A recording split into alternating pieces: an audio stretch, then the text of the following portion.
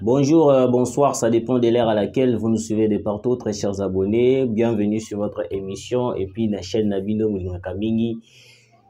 Vous continuez à s'abonner, vous partagez, vous liker et que ça la vie vraiment trop bien. Tout d'abord, on a pu Simbo Tinangana, Maman Pauline Lumumba et puis na ba Landignon surtout à RDC Monde où vous allez ébeler à Kolanda Bisso de partout. Continuez de s'abonner, vous partagez, vous liker et que ça la vie vraiment trop bien parce que tant que vous partagez, vous likez, et vous avez ce courage. Pour l'émission, yo mon côté, tindela de quoi ça pembe na yo, oaza libanda mboka et que ça vraiment trop bien. Très chers abonnés, bon début de la semaine, à bande de surtout il y a Est, il y a mboka nyon surtout de partout. Martin Fayulu vient de parler. Ouais, Martin Fayulu a eu tout koloba. J'ai compris que non a mboka oyo tout comme il faut réaliser ce que makambo Papa Etienne Tshisekedi a ibsaka biso. Papa Etienne Tshisekedi avait dit très bien que nos leaders peuvent au pouvoir opposition et kozalate. Ndé yango to komi ko comprendre siko. Depuis que Tshisekedi est au pouvoir, ba opposant nyonso tout ba komi batu ya COP. Ba opposant nyonso tout ba komi batu ya COP. Jusqu'à présent na minute oyo ba ndeko nanga Martin Fayulu aza na États-Unis. L'autre fois, on a vu une vidéo comment est-ce que Presse Peng a lobby que non, tu es en États-Unis, tu solo là, pour que tu bengana Tshisekedi, parce que tu comprends que Tshisekedi a bomi mboka, Tshisekedi a ligné mboka et développé. Moi, je me suis posé des questions. Est-ce que Presse Peng a la connaissance politique? Parce que des gens qui ont la connaissance politique, bah, qui jamais qu'on s'est rallié aux États-Unis. Oui. Le même États-Unis d'Amérique, bazali bato wapi na Nations Unies o esalamaki na New York mokonzambo kakendaki. Bazo yebisa biso la solution qui va remettre la paix en République démocratique du Congo eza mando kité. Eza makambo ko solola na Luanda. Na Luanda kuna tsoki to vali na tout au même une table. Kagame alobi to bimisele plan de neutralisation ba FDLR. Touye na plan de neutralisation ba FDLR tout PC. Tolobi bon, le roi to peso plan de neutralisation ba FDLR, biso RDC to sengue loko mususu te tolobi te que zon sila biso bateau yo boma plus de 20 millions, mais loko biso to sengue tant que ba congolais, zwa ba militaire na yo bo bimana mabele na biso. Kagame aboya. Seule solution au Kagame aza ko s'imposer na mabele na biso ezali le minerai congolais. Quand il parle de FDLR, beaucoup de gens ne savent pas que non, le vrai FDLR va se retrouver dans la carte à M23. Et bien, le vrai FDLR va dans la carte à M23. Et puis, chose bizarre, les États-Unis sont un partenaire privilégié. Mais il faut financer des armes, même de l'argent. Et pas à Paul Kagame pour venir massacrer à l'est de la République démocratique du Congo. Mais Presse Peng et Martin Fayulu aux États-Unis, non, toke luka solution. Quel genre de solution beaucoup luka? N'a expliqué bino, vous à la calme. Partagez d'abord l'émission. Partagez l'émission. Boyo kaba grande révélation. Martin Fayulu à lobby boy. RDC. C'est le trio Tshisekedi, Kabila, Kagame qui a détruit le Congo. Martin Fayulu lobby Tshisekedi Kabila na Kagame ne babomi mboka. Na vandi na réfléchir une place d'ailleurs comprendre que Martin Fayulu des fois aime sous mémoire qui marque. Pendant la période électorale, Martin Fayulu a ebisa kibiso na ebite soki boko se rappeler que Martin Fayulu disait toujours que non, soki bo voter un président na kosili sa guerre ezali na est au Kagame a imposé bisou. Aujourd'hui, Martin Fayulu s'est dit que non, il a trio à 3 personnes. Est-ce que vous avez réfléchi? Dans les États-Unis d'Amérique, Martin Fayulu a plaidé pour un dialogue de paix et puis cohésion nationale. Je l'ai toujours dit ici, très cher Congolais. La cohésion nationale que Martin Fayulu a poussé bisoto qui ne pousse là. Il a dit une autre forme de dialogue direct avec le M23. Pourquoi j'ai dit ça? Parce que dans le cas de la cohésion nationale, cohésion nationale, tu comprends la présence, il y a plusieurs Congolais. Plusieurs Congolais, ça veut dire quoi? Joseph Kabila s'est dit il est Congolais. Corneille Nangaa s'est dit il est Congolais. John Numbi s'est dit il est Congolais. Willy Ngoma s'est dit il est Congolais. Bertrand Bisimba Congolais. Alors dis-moi un peu, si on applique la cohésion nationale, tu vas tout au même une table, tu solo là, tu commences la présence à John Numbi. Si tu as John Numbi, tu as John Numbi. Mais yo, au moment, on va expliquer biso marambu ya liwa ya Shebea. Floribert Shebea, John Numbi a répondre les biso non en début tout ça na kati ya cohésion nationale, moi to bomana ezate atoye ko sola toye ko bongisa. Donc les Américains aujourd'hui, ils ont placé Martin Fayulu comme un pacificateur. Et puis chose grave c'est que Martin Fayulu na kati ya cohésion nationale lobi soki to sali dialogue to solo na kati ya cohésion nationale, azo ko exiger poste de premier ministre. Plus grave encore à l'objet, gouvernement soumis à Tilouka, il faut écouer. Très chers Congolais, vous voyez le genre des opposants qu'on a aujourd'hui en République démocratique du Congo. Martin Fayulu, en une minute, est utilisé par les Américains parce que l'Amérique aujourd'hui, souci à l'Américain et les Occidentaux à tout prix, manière, surtout comment est-ce qu'ils vont balkaniser, faire signer Tshisekedi un accord direct avec le M23. Yango monaki mokonzamboka tant azalaki na New York kuna na États-Unis. Ayebisaki bango clair après avoir fait la déclaration na bango teto kinoko sola na Luanda. Le Tshisekedi alobi na bango, il n'y aura jamais un accord qui sera accordé au M23. Parce que les Américains, souci na bango ezali to dialoguer. Ceux qui to dialoguer te pour na bango ba ko ka ketu. C'est pour cela que le jour biso to tsaka makolo na biso na Chine. Ba benga biso ba lobi ke no te to bakisa lisusu trêve mususu. Pourquoi? Parce que ba yebi au moni tant batira ka biso trêve.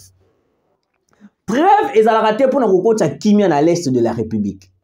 Trêve ezalaka une manière de renforcer le M23 parce que na kati ya trêve tout le monde a banani ba M23 ba se ravitayaka bazo continuer kokota ko ba position na biso.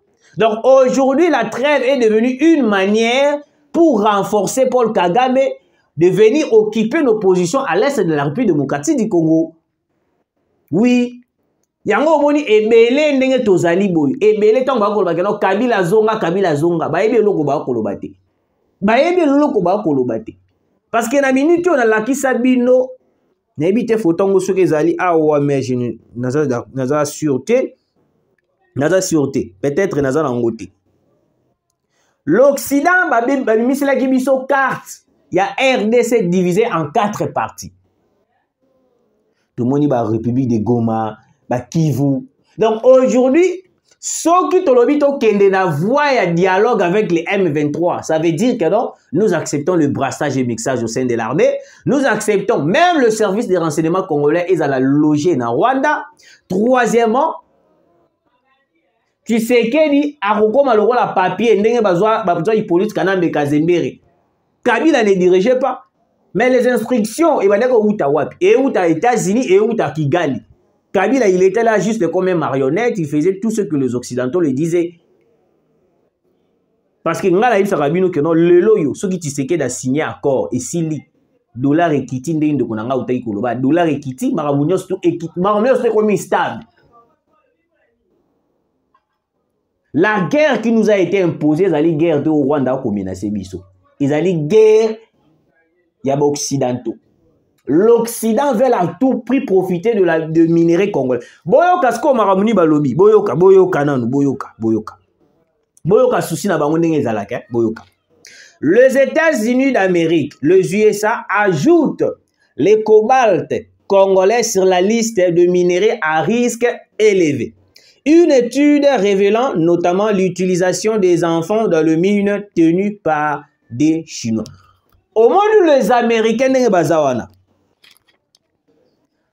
Misu na bango etalaka te peuple congolais etalaka misu na bango beaucoup plus etalaka le minerai congolais. Donc le minerai congolais aujourd'hui est la base Il y a une guerre à l'est de la République. Certaines personnes ne savent rien, certaines personnes disent de n'importe quoi. Oh, Kabila Koutou, tant que Kabila, c'était ça. Plus grave encore, maman Moko, Monanga, a Komelanga, Yabenganga na WhatsApp, à l'Obikedon. Ozoku Misatisseke dit trop. Bos Kizenga na langage ngina loubebe. Ozoku Misatisseke dit trop. Mais pendant Kabila, tu es Bakakutu préservatif, il y aura 100 francs. Les lots avec Tshisekedi, préservatif et commis 500 morts, comment est-ce qu'un Congolais peut réfléchir de la manière où il y a Koulouba. D'ailleurs, pour nous, boulé kaka préservatif. C'est genre de Congolais. Bande Kodanga. La cohésion nationale, oh Martin Fayulu a Koulouba la biso toke de Kosala. Alors, Tshisekedi, Kagame, na Kabila ne babomi mboka. Tant que Kabila zalaki na pouvoir, Martin Fayulu marché, abana kosala ba marche alobi Kabila bomimboka na ba américain na ba bindele. Aujourd'hui Martin Fayulu change de langage. A communauté, il commis Tshisekedi Kabila na Kagame. Il faut comprendre bato wana. Tant que basala ka lutte na bango ezala pona ko kozwa eloko moko na maboko na bango. Nazongi na Sénat. Baatu lukwebo alobi que non, bitumbanyos tout au bundi. Ba humiliation, ba injure, n'y surtout, mais à la fin de compte, ba foutinga na monnaie de singe. Moi, je me suis dit que non, les opposants aujourd'hui, les politiciens congolais aujourd'hui, ba komi kozwa RDC, loko la gâteau, moutonio surtout aïe. Azu par nae et puis Asimin de la accueil. Moutounion surtout aïe azu par nae Asimin de la accueil. Comment est-ce que vous pouvez pas besoin d'ingate pour travailler dans l'intérêt à Mboka? Mais vous cherchez seulement à travailler pour l'intérêt à ma poche nabino ya bana nabino. C'est grave. C'est grave, très cher Congolais. Bande Konangai. Boyoka. Augustin Kabouya s'est dit favorable à la révision de la Constitution. J'étais moi-même informateur. Je connais les lacunes qui se trouvent dans notre Constitution. Et je ne trouve aucun problème si on doit réviser certains articles. Bande Konanga ba Congolais de père et de mère. On doit parler de la dite Constitution. La Constitution, oh, toza na yango lelo. Eza Constitution moko ya makila. Eza Constitution moko ya ba assassin. Eza Constitution moko ya bato o balukaka ndenge nyonso mboka ekweya. Nous voulons à tout prix déshabiller Joseph Kabila Kabange. Parce que aujourd'hui Joseph Kabila Kabange, c'est lui qui nous a amené à point haut tozali na yango lelo. Pourquoi les M23 ne réclament jamais les accords signés avec Félix Antoine Tshisekedi? Bango ba réclamaka accord ba signé na Kabila et ça la continuité. Mouzé Laurent Désiré Kabila a soifé de pouvoir. Alobi no funa ya na Congo. Ba sololi ba yoko ça l'accord moko na hôtel moko zalaka entre Uganda ou Rwanda. Hôtel wana komo na zalaka Emera, yango moni ba ta accord de l'Emera. Ils ont signé l'accord de l'Emera. Dans quatre accords de l'Emera, Mouzé Laurent Désiré Kabila va jouer le rôle à marionnette. Ba ebisi yo za liboso kosimba mbelite kosimba eloko te biso toza na sima biso nde tosimbi nyonso. Dans quatre accords de l'Emera, Mouzé Laurent Désiré Kabila, il était d'accord dans plusieurs articles. Mouzé Laurent Désiré Kabila, loko la zaki na posa ya bokonzi. Aye abengani Mobutu, il a fallu na quatre accords de l'Emera à céder une grande partie à la République démocratique du Congo et pas à Rwanda ba koma ko occuper yango. Mouzé aye babengani Mobutu akoti na bokonzi. Kokota na bokonzi na ye avondi elengi ya bokonzi abalukeli ba Rwanda. Abalukeli Paul Kagame. Ko balukela Paul Kagame abalukeli ye. Paul Kagame na ba occidentaux bavandi balobi non. Comment est-ce que mutu akoki koluka kosaka na biso boy? Bazui ba éliminer Mouzé Laurent Désiré Kabila. Bah, il faut présenter biso un soi-disant fils. Il y a Mouzé Laurent Désiré Kabila. Un soi-disant fils, il y a Mouzé Laurent Désiré Kabila. Tondimiye, tovandinaye. Mais alors que, bah, il faut tromper biso vigilance.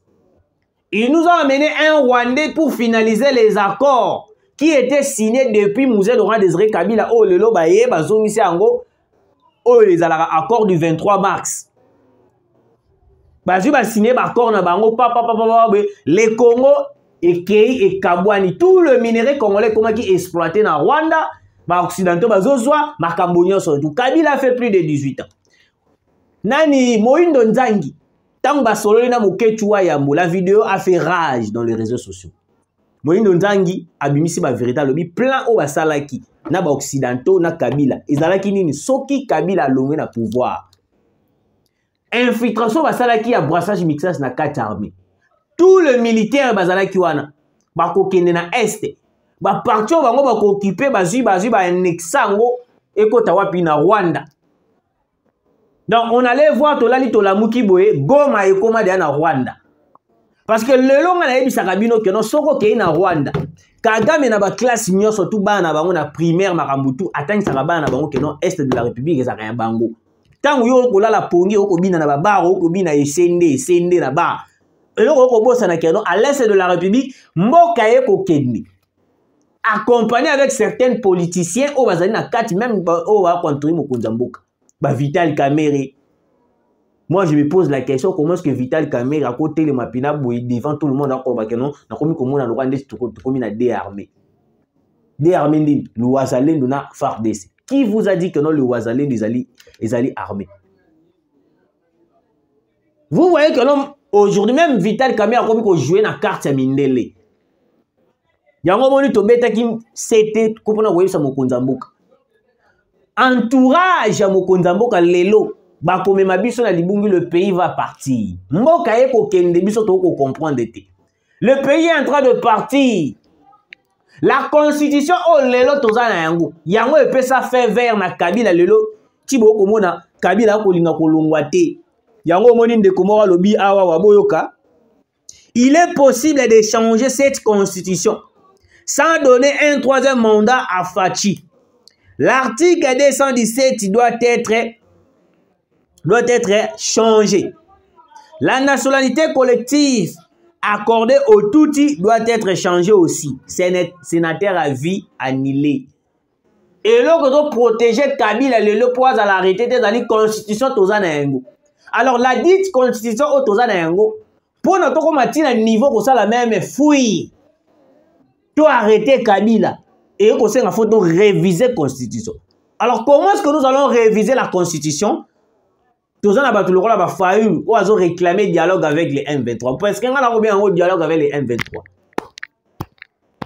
Les jours tout ça qui annonce qu'on réviser la constitution, les opposants, Ngambouya FCCP perdent comment est-ce que Bolingibo réviser la constitution et que Simbate, moyen zate, presse penga l'écart de bique non, soki Tshisekedi. Nazana ngwawa nazana ngo presse penga. Nazana ngwawa. Naza si uteke na longola yangu, nazana ngwawa.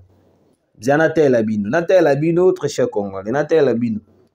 Presse penga, presse penga.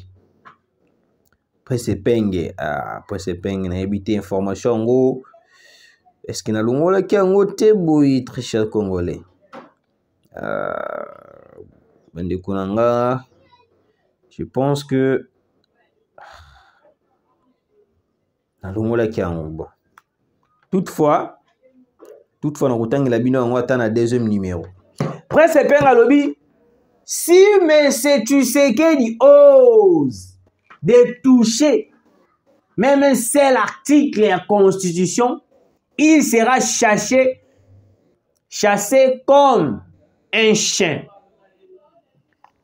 Parce que Presse Pengue égale Martin Fayoulou. Pourquoi Bakomi agité par la révision de la Constitution? Si réellement la Constitution ils ont visé binoté, pourquoi vous s'agitez pour la Constitution? Moi, je vais vous expliquer pourquoi toutes ces agitations.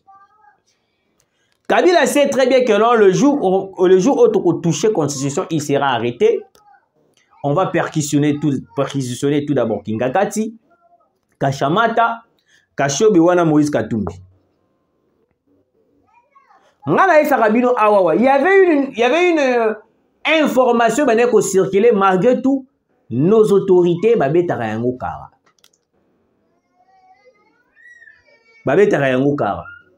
Je vous ai toujours dit que Kingakat obo komona wana ils ont détenu babilo komoko ya somo. Ils ont détenu bilo komoko ya somo. Alors, le rôle les ont détenu bilo komoko ya somo. Le réseau de tenir Biloko Moko ya Somo, on devait perquisitionner Kingakat. Comment est-ce que vous laissez un ex-président de la République, aujourd'hui sénateur à vie, un militaire va sécuriser? Vous ne pensez pas que non, le loto a coup d'État? Kingakat, on a beaucoup de Kingakat, les experts scientifiques, basala analyse, que non, on a Kingakat, pétrole et alaka. Chose grave, c'est que nous, dans 4 Kingakat, il y a des aéroports. On a la question, aéroport ou basala na 4 Kingakat, ils ont pour na nini. Chose grave, c'est que nous, Kabila a sala barrage électrique na Kingakat. Dans la Kingakat, on a courant et Kindagate. Moi, je pensais que non, l'armée des MIAP, on devait en ce moment tout déployer des drones militaires et perquisitionner dans Kingakat ou non. Parce que jusqu'à présent, on n'arrive pas à comprendre Kabila bombe la Rabisoni. Kalamingi te awawa. Corneille Inanga bane ko yebisa biso nini. Tozo ya ko benga na Tshisekedi. Nani lisusu John Numbi a publié alibi. John Numbi kuta benga na Tshisekedi pyromane. Abi tozo ya ko benga na Tshisekedi tozo baloba o nesu baloba. Après kaka 2 à 3 semaines le 19 mai be coup d'état raté. Est-ce que vous réfléchir? Beaucoup de gens là, même na frontière na biso, bate belé oh bazawana batu ya Kabila. Bango souci na bango ti lelo ba benga Kabila président. Moi je n'arrive pas à comprendre ce que Kabila comme vice-président. Parce que bango ba benga Kabila président. Yango omoni baza côté les menato réviser constitution parce qu'ils savent. Mais bien que ceux qui ont une constitution, Kabila aussi sera touché. Kingakat aussi sera fouillé, perquisitionné. Kachamat, on n'en parle même pas. Tokosimba yango. La même constitution, le lot autozana yango, et nommé la biso ba député. Olé ba la élu, mais et nommé ba député. Par un président aussi nommé par les Occidentaux. Parce que Kabila n'a jamais été élu. Kabila n'a jamais été élu par des Congolais. Mais Kabila a été placé par les Occidentaux pour faciliter le trafic de minéraux congolais.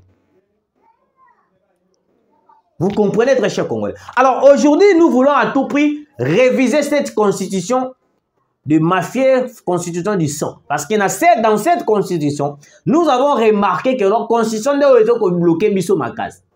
En révisant cette constitution, nous aurons la capacité et puis nous aurons aussi cette liberté d'exercer le pouvoir. Parce que la minute où on a un espace libre à travers cette constitution. Parce que la constitution, parce que Kabila a la boîte à Pandore. Kabila a la Mwangachu. Kabila détient des informations de la République démocratique du Congo. Il y a somme. Ce n'est pas pour rien que nous soit poste secrétaire général de l'ONU.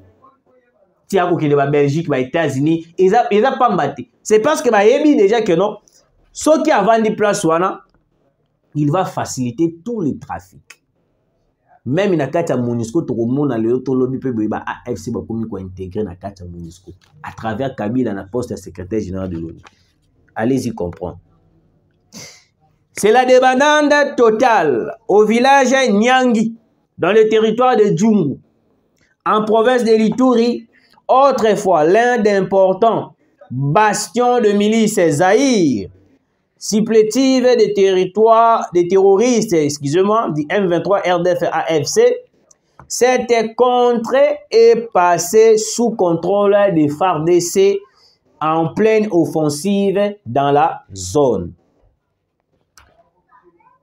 Le FARDC continue à exterminer les territoires ougandais et ougandais ADF qui sont en connivence avec les territoires rwandais M23 RDF AFC dans les territoires de Mambasa en Ituri.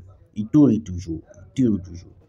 Alors pour terminer cette émission, boyo kanatanya labino eloko oyoyo eza eloko moko o tokomi ko remarquer mais tout en nous avant que peut-être on a développer en émission mususu. Honorable Kazadi Peter s'est prononcé récemment sur la libération des prisonniers de Makala et estime que cette procédure n'est pas la solution. Elle va plutôt engager l'insécurité dans la capitale. L'honorable Peter Kazadi a estimé que l'idéal est de construire plusieurs prisons pour enfermer tous ces criminels. À peine sortis de la prison, ces bandits ont perpétré des crimes, affirmait l'honorable Peter Kazadi Kakonde. Vider les prisons en déversant tous ces criminels dans les rues n'est nullement la réponse au problème des surpopulations carcérales. La seule solution efficace demeure la construction des prisons à travers le pays pour y enfermer tous les bandits et voleurs des deniers publics, propose-t-il. L'honorable Peter Kazadi, il a totalement raison. Dernièrement, là où tu as une vidéo qui circulé même sur Twitter, même sur Facebook. Ex-Kuluna, ce qui peut ex-criminel, na évité, na benga nani. À côté de la prison, à Bomara Motu. Bayeko bimisaye à travers Marambuya libération au Constant Mutamba Salaki. Bakangie l'issue sabomi sous Mutu. Je pense que na idée à Constant Mutamba, ils ont idée à Malamu ko bibisa mais en réalité, ils ont le coup là pour renforcer le sous-insécurité en République démocratique du Congo. Parce que dans l'anda qui vidéo moko tant abimi ba adole ka ba filmer alobi soki na zui musala te na ozongela nganga kikuluna. Moi je pense que non l'idée de l'honorable Peter Kazadi déjà idée moko malamu. Mais c'est o elekana kana prison centrale ya Makala. C'est normal, c'est nous wana eleka. Boli misangai nazali naza pour bato wana te mais boti kanga na s'expliquer pourquoi dans le bique. C'est nous wana c'est normal eleka où il y a évasion na prison centrale Makala. Depuis na bandi kokola. Depuis na komi na ajoyo, depuis na tangi ba classe danga na komi lelo boye. Na tikala ko mona place moko te prison centrale to prison. Ivandi pembeni ya peuple to pembeni ya population. Namona yango te. Nasali inane na ndambu na Brazzaville. Na tamboli na tikala mona prison te pembeni ya bato boye. En réalité, prison est à la bazamba. Place au wapi mutoko kima, awa ba place azalite. En réalité, prison est à la place isolée. Mais aujourd'hui, en République démocratique du Congo, nous voyons prison centrale ya Makala, place au wapi, batu bavai na bango pembeni wana. Mais c'est normal que non eloko abongo yebana koleka. La surpopulation na kati ya prison centrale ya Makala. Et ils ont démontré que nous devons construire la prison de sous. Parce que libérer ces criminels, pembeni ya peuple congolais, ils allaient tout au coach sous insécurité. Parce que tant que nous avons musala kusala te akozongela kaka eloko abande kusala. Merci de nous avoir suivis, très chers abonnés. Commentez, likez, partagez, kusala biso vraiment trop bien. Nzambe abatela, Nzambe a protégé bino biskala sobozali tokutani mbalasi.